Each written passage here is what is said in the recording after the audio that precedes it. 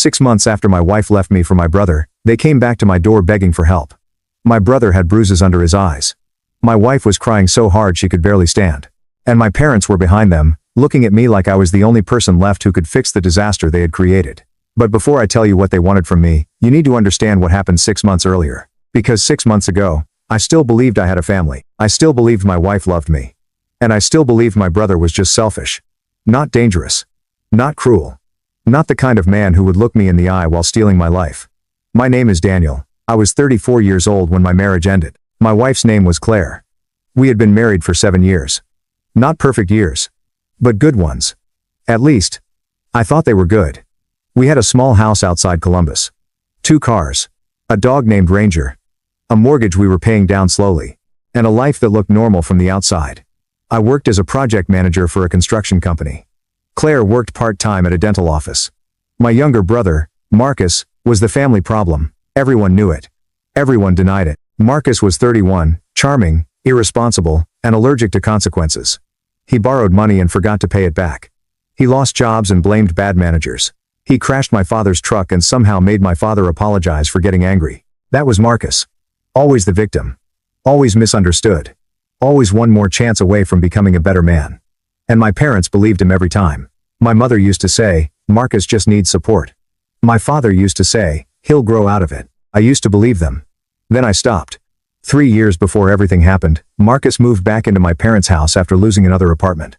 He said rent was too high. Then he said his boss hated him. Then he said his girlfriend had drained his savings. There was always a story. Always someone else's fault. Claire felt sorry for him. At first, I thought that was kindness. She would bring him leftovers. She would text him job openings. She would tell me not to be so hard on him. He's your brother, she said. I should have paid attention to how often she said that. He's your brother. As if that explained everything. As if blood was a lifetime contract to tolerate betrayal. The first sign came on a Friday night. I had come home late from work. Claire was on the couch, smiling at her phone. Not laughing. Not scrolling. Smiling. That quiet smile people have when they're trying not to look too happy. I asked who she was texting. She locked the screen too fast. Then she said, your mom. I believed her. Stupid. I know. The second sign came 2 weeks later. Marcus started showing up at our house when I wasn't home. Claire said he was helping with little repairs. A leaky faucet. A loose cabinet hinge. The garage light. Funny thing. None of those things ever seemed fixed. But Marcus kept coming over. And Claire kept saying I was paranoid. Then came the third sign. My dog hated Marcus. Ranger was friendly with everyone. Kids. Neighbors. Delivery drivers. But whenever Marcus walked in, Ranger would growl. Low. Quiet. Like he knew something I didn't. I should have trusted the dog. I didn't. The day everything broke was a Thursday. Cold morning. Gray sky. One of those days where everything feels heavy before anything happens. I had a site meeting scheduled 2 hours away. At least, I was supposed to. Halfway there, my boss called and said the client had canceled. No warning, no reschedule. Just canceled. So I turned around. I thought about calling Claire. Then I thought, no. I'll surprise her. Maybe we could grab lunch. Maybe I'd take the afternoon off. Maybe we'd just sit together like we used to. I stopped at a bakery and bought her favorite lemon cake. I still remember holding that little white box in my hand when I opened my front door. The house was quiet. Too quiet. Ranger wasn't at the door. That was strange. He always came running. I set my keys down. Called Claire's name. No answer. Then I heard something from upstairs. A laugh. A man's laugh. Not loud. Not hidden enough. I walked up the stairs. Slowly. Every step felt wrong. The bedroom door was half open. And inside my bedroom, in my bed, was my wife. With my brother. Not sitting. Not talking. Not a misunderstanding. My wife. My brother. In my bed. Claire gasped when she saw me. Marcus didn't. That was the part I never forgot. Claire looked shocked. Marcus looked annoyed. Like I had interrupted him. Like I was the problem. I stood there holding that box of lemon cake. My hands didn't shake. My voice didn't come out. I just stared. Claire grabbed the sheet. Daniel, she said, that was it. Just my name. Like saying it could undo what I was seeing. Marcus sat up and said, this isn't what it looks like. I laughed once. Not because it was funny. Because that sentence should be illegal. I looked at him. Then at her. Then at the bed. Our bed. The same bed I had assembled with my own hands when we moved in. The same bed she cried in when her grandmother died. The same bed where she had promised me we would start trying for kids next year. I didn't yell, I didn't hit him, I didn't ask why. I turned around. Walked downstairs. Grabbed my laptop bag. Grabbed my work folder. Then I picked up Ranger's leash. He was locked in the laundry room. Locked in there while my wife slept with my brother upstairs. He ran to me when I opened the door, shaking. I put him in the truck. Claire came outside barefoot, wrapped in a robe. Please. Just talk to me. I closed the truck door. She grabbed the handle. Daniel, please. I looked at her through the window. And for the first time in 7 years, I felt nothing. Not love. Not hate. Nothing. I drove away. I checked into a hotel 20 minutes from work. Ranger slept on the floor beside the bed. I sat on the edge of the mattress until sunrise. My phone rang 63 times that night. Claire. Marcus. My mother. My father. Claire again. Then my mother again. I didn't answer. The next morning, I went to the bank, opened a new account, moved my paycheck deposit, canceled the shared credit card, called a lawyer. Not dramatic. Not emotional. Just steps. One after another. By noon, Claire had sent 47 texts. Please come home. I made a mistake. I love you. Marcus manipulated me. It only happened once. I don't know what came over me. I never stopped loving you. I read every message. Saved every message. Answered none. Then my mother called from a new number. I answered because I thought maybe she was hurt. That was my mistake. Daniel, she said, you need to calm down. Not. Are you okay? Not. I'm sorry. Not. What Marcus did was unforgivable. You need to calm down. I said nothing. She sighed. Your brother is devastated. I closed my eyes. My brother? He says you won't speak to him. I almost laughed. He slept with my wife. I know, she said. And that was wrong. But you walking out like this is tearing the family apart. There it was. The first warning. The first crack in whatever loyalty I thought I had. I said, he tore the family apart. My mother lowered her voice. Daniel, marriages survive things. People make mistakes. Not with my brother. He's family. So was I. Silence. Then she said something I will remember for the rest of my life. You've always been stronger than him. We expected you to handle this better. That sentence did more damage than the affair. Because I finally understood. They didn't think Marcus was innocent. They just thought I was easier to sacrifice. I hung up. Then I blocked her. My father called next. I blocked him too. For 2 days, I stayed at the hotel. I worked. I walked Ranger. I spoke to my lawyer. On the 3rd day, I went back to the house with 2 police officers to collect my things. Claire cried the entire time. Marcus was not there. Of course he wasn't. Cowards never show up for cleanup. I packed clothes. Documents. My tools. My grandfather's watch. The framed photo of Ranger as a puppy. Claire followed me from room to room. I made a terrible mistake. I folded shirts into a suitcase. I was lonely. I packed my passport. You were working too much. I took my birth certificate from the safe. He listened to me. That made me stop. I turned around. She was standing by the bedroom door. Small. Pale. Acting broken. I said, then let him listen to you now. She cried harder. I left. 2 weeks later, she moved in with Marcus at my parents' house. Yes, my wife. And my brother. Under my parents' roof. My mother called it temporary. My father called it complicated.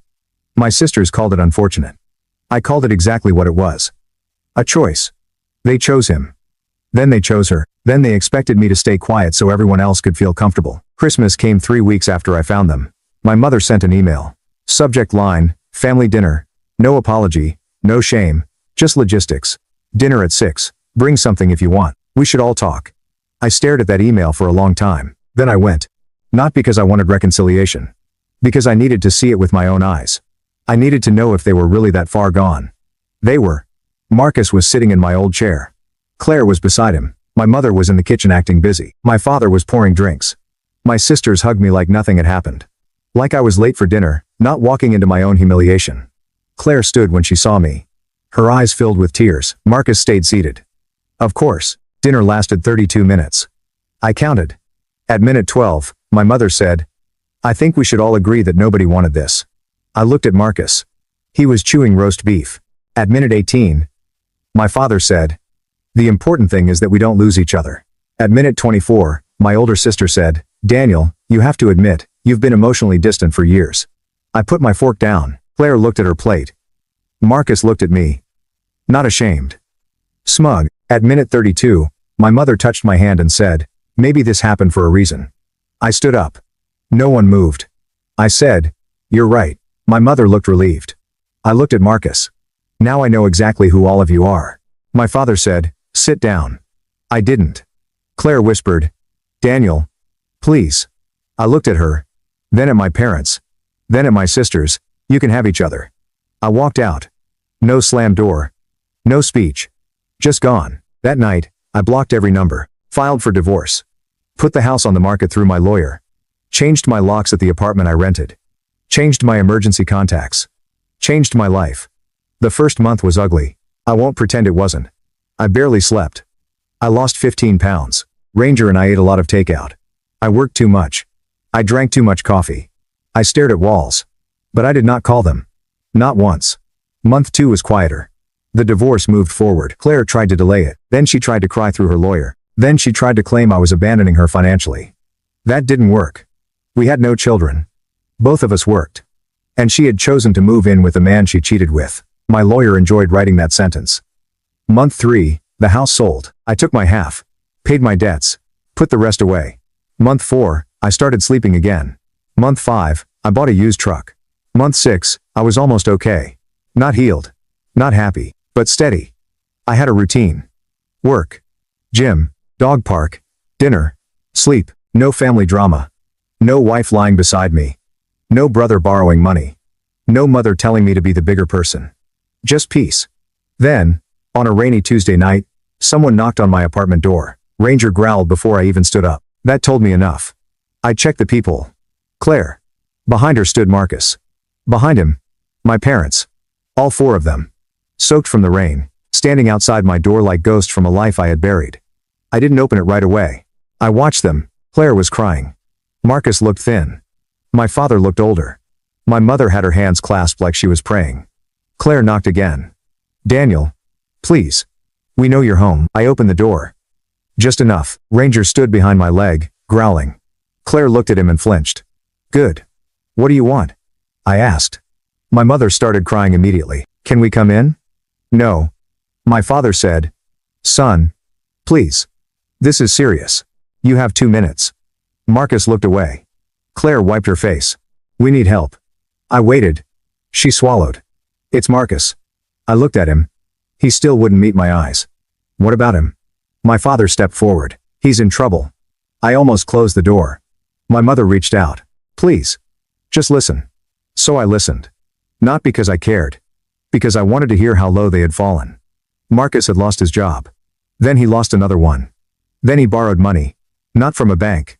Not from friends. From the wrong people. He had been gambling. Sports betting. Online loans. Cash advances.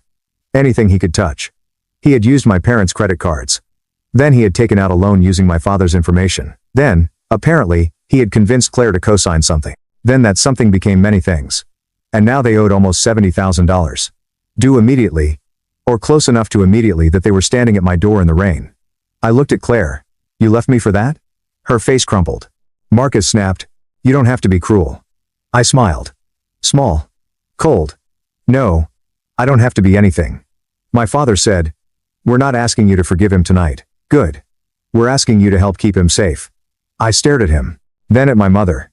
Then at Claire. "You want money?" Nobody answered. That was the answer. Claire whispered, "Just a loan." I laughed. Actually laughed. After 6 months of silence, after everything, this was why they came. Not guilt. Not apology. Not truth. Money. How much? My mother looked down. My father said, 40,000 would buy us time. Us? He blinked. Yes. The family. I opened the door a little wider. Just so they could all hear me clearly. There is no family. My mother sobbed. Claire said, "Daniel, please. I know I hurt you." "No," I said. "You betrayed me." She nodded quickly. "Yes. I betrayed you. I know that now." "Now?" She looked confused. "What?" "You know that now because he ruined your life too." She went silent. Marcus finally looked at me. His eyes were red, angry, desperate. "You always thought you were better than me." I leaned against the doorframe. "No, I just made better choices." He stepped forward. Ranger barked. Marcus stepped back. Smartest thing he had done in years. My father raised his hands. "Everyone calm down. I looked at him.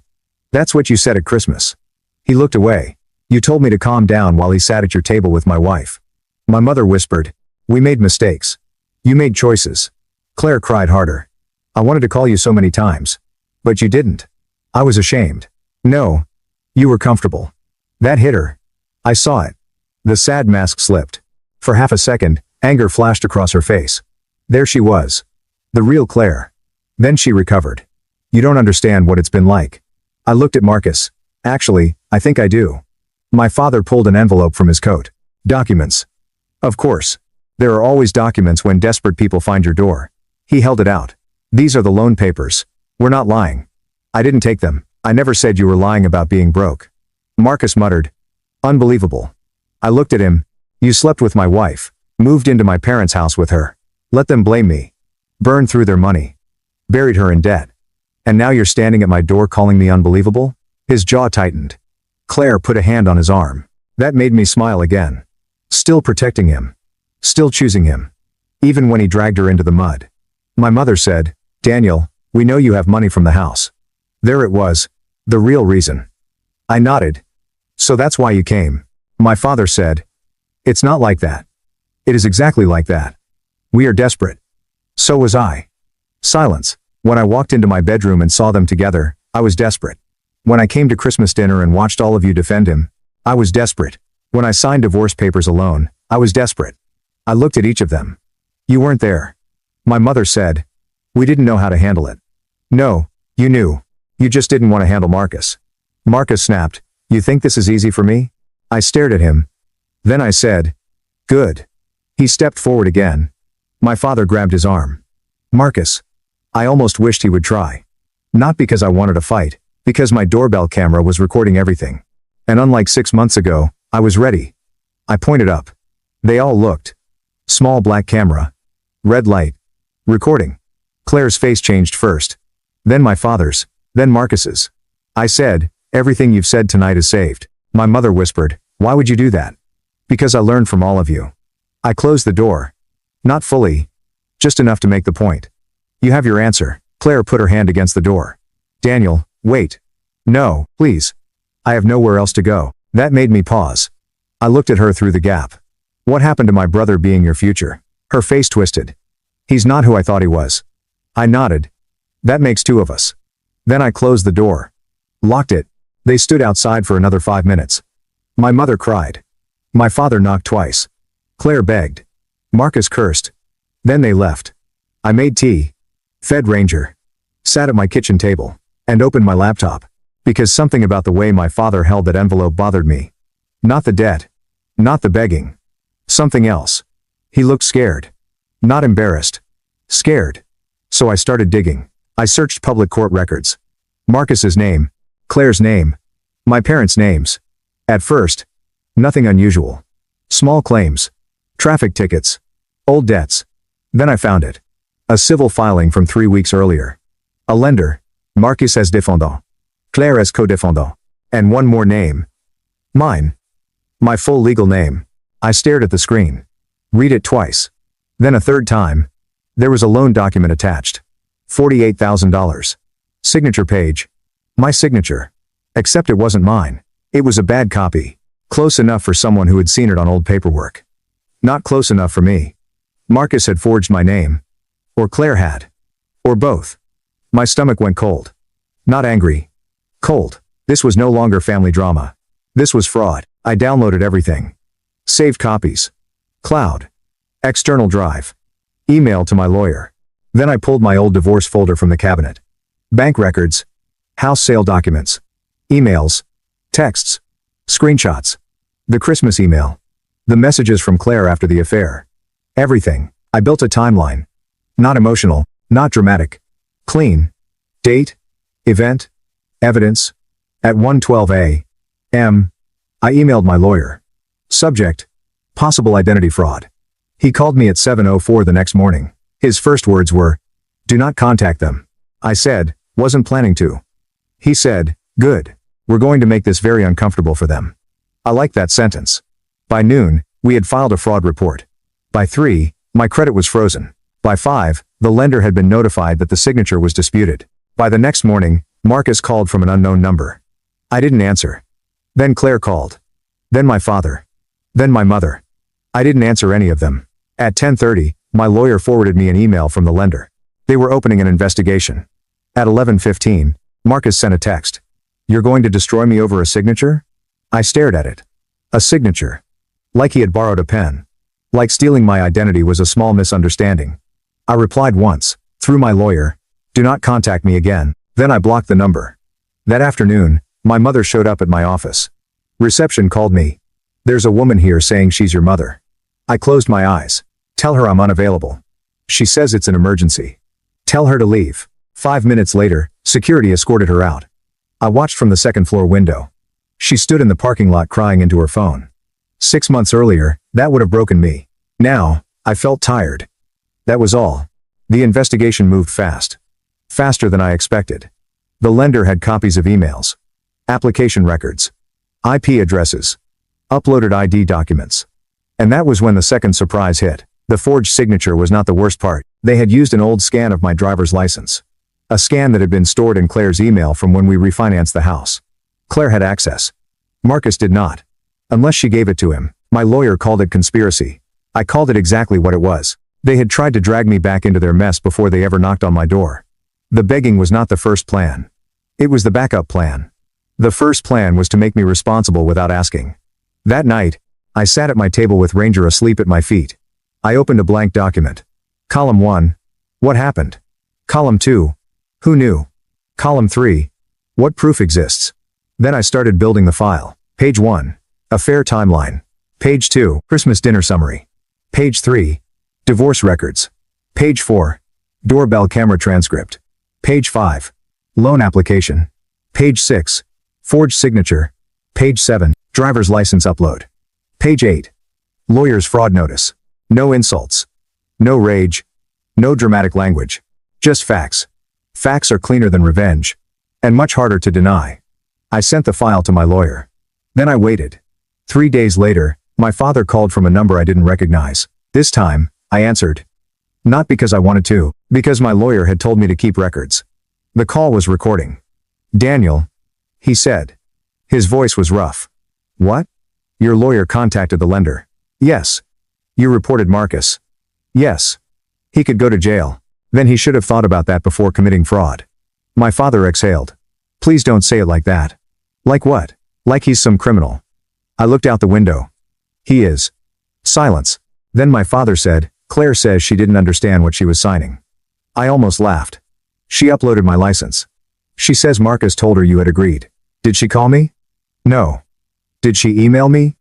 No. Did she ask my lawyer? No. Then she knew. My father said nothing. I asked, did you know? Silence. That was enough.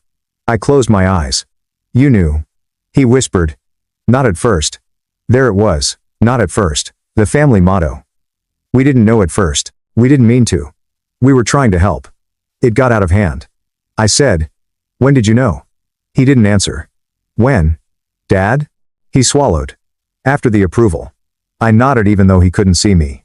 And you still came to my apartment asking me for money. We were trying to fix it before it became worse. No. You were trying to make me pay before I found out. His voice cracked. Your mother is sick over this. She should be. Daniel. No. You don't get to say my name like you're disappointed in me. You raised him. You protected him. You excused him. Then you helped him try to steal from me. I didn't help. You stayed silent. That's not the same. It is when the victim is your son. Silence. Long. Heavy. Then he said, what do you want? I answered without thinking. Nothing. He sounded confused. What? I don't want money from you. I don't want apologies. I don't want explanations. I want the truth in writing. I want Marcus and Claire held responsible. I want my name removed from every document. And I want all of you out of my life. You can't mean that. I meant it 6 months ago. You just didn't believe me. He started crying. My father. The man who never cried. Not when his mother died. Not when he lost his job.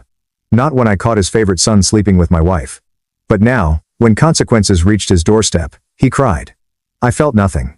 That scared me a little, but not enough to stop. The next week was chaos. For them, not for me. Marcus was fired from his new job after wage garnishment paperwork arrived. Claire was suspended from the dental office after the fraud investigation contacted her employer for verification. My parents took out a second mortgage to keep from losing their house. My sisters started calling. First angry. Then scared. Then apologetic. I didn't answer. My older sister sent an email. I know we handled Christmas badly.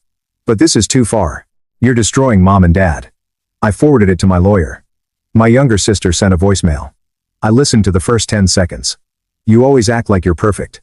Deleted. Blocked. Then came the family group chat. I had left it months earlier, but my cousin sent screenshots. Marcus was telling everyone I was lying. Claire was saying I had been emotionally abusive. My mother was saying I was punishing the whole family. My father was silent. That silence told me he knew they were lying. And still, he let it happen. So I made one final decision. Not revenge. Disclosure. There's a difference. Revenge is emotional. Disclosure is surgical. I wrote one email. To the lender. To my lawyer. To every family member who had involved themselves. Attached was the file. The timeline. The forged signature. The doorbell transcript. The fraud notice. The public court record. The email from my father admitting he knew after approval. Subject line. For documentation purposes. The body was 4 sentences. 6 months ago, I ended contact with this family after my wife, Claire, began a relationship with my brother, Marcus.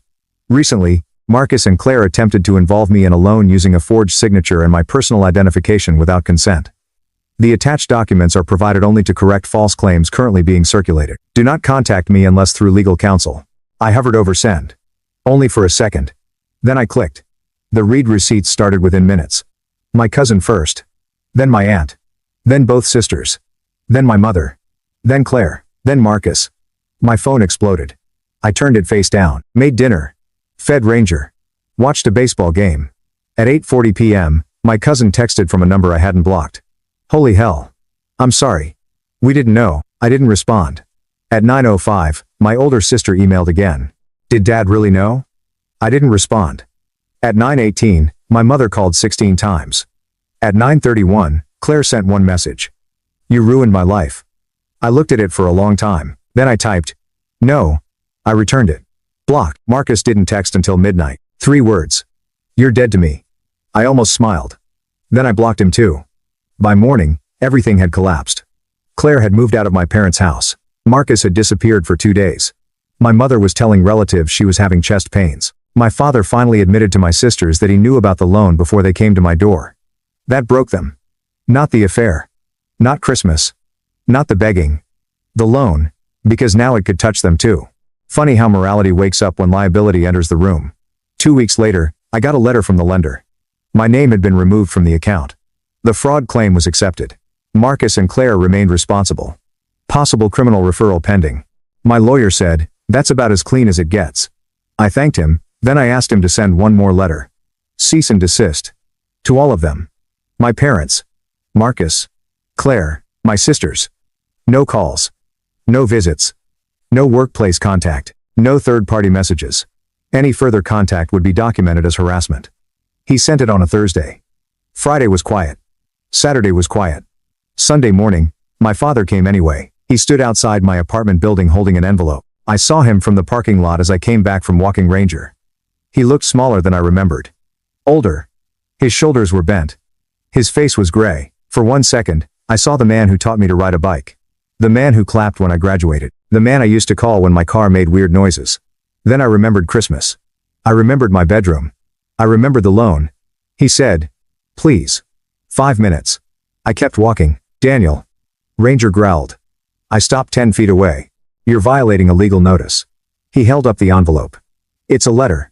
From your mother. Send it to my lawyer. She just wants you to know she loves you. I looked at him. No. She doesn't. His face changed. She loves the version of me that absorbs damage quietly. She loves the son who fixes things. Pays for things. Forgives things. But me? The man standing here? The one who says no? She doesn't know him. He lowered the envelope. I failed you. I didn't answer. His eyes filled. I know that now. I wanted that to matter. I really did. But timing matters. An apology after exposure is not the same as remorse. It is cleanup. I said, you didn't fail me once. You failed me every time it became inconvenient to protect me. He nodded. Slowly. Like the words hurt. Good. They're going to charge Marcus, he whispered. Maybe. Claire too. Maybe. He won't survive this. I stared at him. He survived being protected his entire life. Let's see how he handles being accountable. My father looked down. What about us? There is no us. Are you really going to walk away from your own parents? I stepped closer. No, you walked away from me at Christmas. I'm just not following you anymore. He cried then. Quietly. No dramatic sobbing. Just tears. I walked past him. He didn't stop me. That night, I made another decision. I couldn't stay there. Not because I was afraid. Because I was tired of living near ghosts. The grocery store where Claire and I used to shop. The park where Marcus and I played basketball as kids. The street to my parents' house. The courthouse. The old neighborhood. Everything had a memory attached to it. And I didn't want to spend the rest of my life stepping around them. 2 months earlier, my company had offered me a transfer to Raleigh. Bigger role. Better pay. New office. I had ignored it. That night, I opened the email. Read it again. Then I replied. I'm interested in the Raleigh position if it's still available. The answer came the next morning. It was. 3 weeks later, I packed my apartment. Not much. Clothes, tools, documents, Ranger's bed, a few books. The old life was already gone. This was just the physical version. I donated the rest. Furniture. Dishes. Wedding gifts I had kept in a box without knowing why. Gone. On my last night, I sat on the floor eating pizza from the box. Ranger slept beside me. The apartment echoed. No sadness. No nostalgia. Just space. The next morning, I loaded the truck before sunrise. As I was locking the door, my phone buzzed. Unknown number. I almost ignored it. Then I answered. Claire. Her voice was hoarse. Daniel. I said nothing. I heard you're leaving. Still nothing. I just wanted to say I'm sorry. I looked at the empty apartment. No, you didn't. She cried softly. I am. You're sorry Marcus ruined you too. That's not fair. I smiled. People who destroyed your life love talking about fairness. You left me for my brother. She sobbed. I know. You moved into my parents' house with him. I know. You helped use my identity for a loan. I didn't understand. I cut her off. Don't. Silence. Then she whispered, I miss who we were. I looked at Ranger. Then at the keys in my hand. We were never who I thought we were. She breathed in sharply. I loved you. No, you loved being loved by me. That ended it. She had no answer. I said, do not call again. Then I hung up. Blocked the number. Dropped the keys in the landlord's mailbox. Got in my truck. And drove. Raleigh was 8 hours away. I drove through rain for the first 3. Then the sky cleared. Somewhere near the state line, Ranger lifted his head from the passenger seat and looked at me. I laughed. For the first time in months, really laughed. Not because everything was fixed. Because nothing needed fixing anymore. The new job was hard. Good hard. Long days. New systems. New people. No one knew my history. No one asked why I moved. I was just Daniel. The guy with the dog. The guy who showed up early. The guy who kept his word. That was enough. I rented a small house with a fenced yard. Ranger loved it. I bought a new bed. New couch. New dishes. Nothing from the marriage. Nothing from my parents. Nothing Marcus had ever touched. 3 months after the move, my lawyer called. Marcus had taken a plea deal. Probation. Restitution. Mandatory counseling. Claire got a separate agreement. Restitution too. No jail. Not unless they violated terms. My parents were selling their house. Too much debt. Too many loans. Too many years spent rescuing the wrong son. I thanked my lawyer and hung up. Then I went outside. Ranger was chasing leaves in the yard. I stood on the porch watching him. I expected to feel satisfaction. I didn't. I expected to feel grief. I didn't feel that either. What I felt was distance. Like those people belonged to a story I had read a long time ago. A sad story. A stupid story. But not my life anymore. 6 months after Raleigh, I met someone. Her Name was Natalie. She was a veterinarian. Ranger loved her immediately. That mattered. We moved slowly. Coffee. Walks. Dinner. No rushing. No promises too early. One night. She asked about my family. I told her the short version. Wife cheated with brother. Family chose him. They tried to use my name for debt. I left. She listened without interrupting. Then she said, that must have hurt. I nodded. It did. Do you miss them? I thought about it. Really thought about it. My mother's kitchen. My father's laugh. My sisters at Christmas. Marcus before he became Marcus. Claire before the lies. Then I thought about the bedroom. The dinner table. The forged signature. The rain outside my apartment. No, I said. I miss who I thought they were. Natalie nodded. That makes sense. And that was it. No pressure to forgive. No lecture about family. No speech about blood. Just understanding. That night, after she left, I sat on the porch with Ranger. The air was warm. The street was quiet. My phone was silent. No missed calls. No guilt. No chaos. Just peace. And I realized something. My wife leaving me for my brother was not the end of my life. It was the end of my blindness. I had spent years confusing loyalty with endurance. I thought being a good son meant absorbing pain. I thought being a good brother meant giving endless chances. I thought being a good husband meant forgiving anything if someone cried hard enough. I was wrong. Loyalty without respect is just captivity. Forgiveness without accountability is permission. And family without love is just a group of people using the same last name. They came begging for my help 6 months after they betrayed me. But they didn't want me. They wanted my money. My silence. My signature. My old role. The fixer. The responsible one. The son who would clean up the mess. The husband who would take the blame. The brother who would step aside. That man is gone. They buried him the day they chose Marcus. I just finally stopped visiting the grave. I don't know what happened to Claire after the restitution order. I don't know where Marcus lives now. I don't know if my parents ever bought another house. I don't ask. I don't check. I don't look back. Because the best revenge was never destroying them. They did that themselves. The best revenge was building a life they could never enter. A quiet house. A loyal dog. A woman who tells the truth. A phone that doesn't ring with emergencies I didn't create. A name no one gets to forge again. And a door I never have to open unless I choose to. They wanted help. I gave them consequences. And for the first time in my life, I chose myself. I have never regretted it. Thank you so much for watching until the end. If you really like our videos, please don't forget to like, share, and subscribe. Have a great day.